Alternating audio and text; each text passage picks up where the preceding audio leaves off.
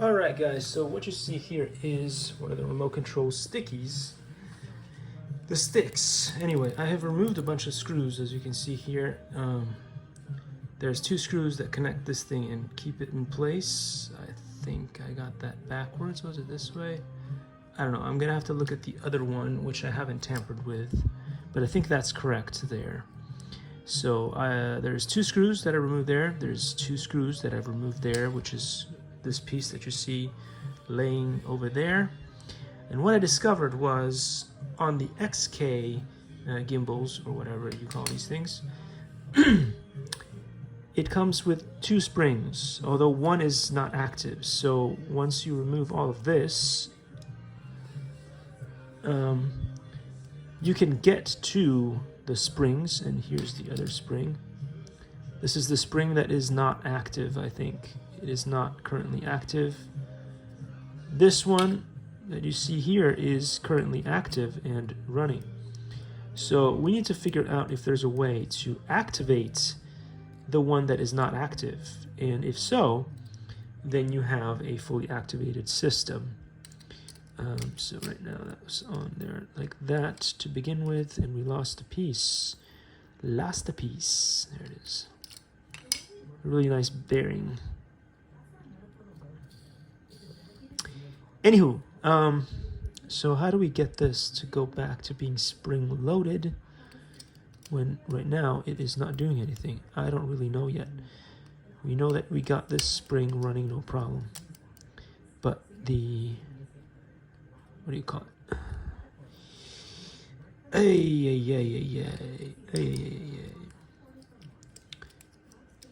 Hey Alexa, play music. Okay, so anyway, okay, let me see. What is stopping that other spring from running? What I notice is you take all this off and there is an extra thing here. So maybe this is all that's stopping this from going up and down and doing stuff. You see there's a spring here. Maybe all you need to do is just remove the screw, and I just did so many other things that were not really required. Maybe the simple solution was if you release this, then suddenly the spring will run. I have a strong feeling that that's probably it.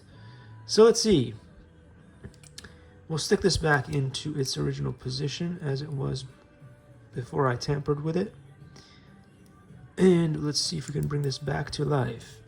I knew there had to be a more simplistic and easier way to do what I was trying to do.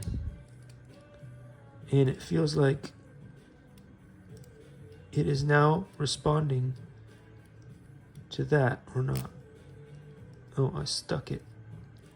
I don't know. Give it a second. I think so, actually. I think it's just working just like that. So this is the screw for this bit, and we'll just put it back in there. So small.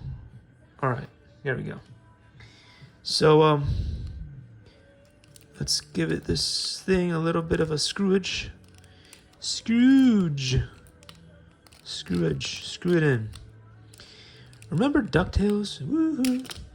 Anyway, olden days, a long time ago. DuckTales. I have a good feeling that this is actually doing what we wanted to do.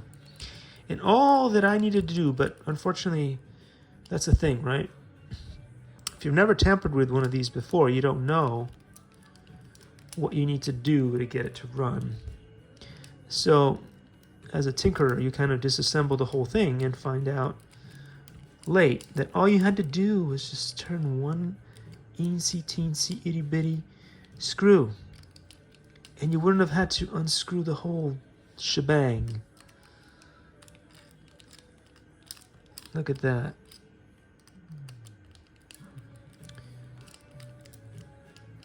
And you know, I probably would have figured it out, could have figured it out if it had been smart enough, just by taking a look at the other one. Maybe the other one has a similar system. Oh yeah, look. You see how that's just out there? Just totally out there. Anyway. It's totally out there, and so am I. Look at that. I could have saved myself a lot of trouble. Anywho, so as you can see here, this thing here is awesome. And XK did a fantastic job because actually they are providing you with a dual system. So if you do want to turn your remote into an RC car remote that works well with RC cars, you could. With just one screw, with a touch of a screw. Look at that. I mean, XK, and people bash XK all the time.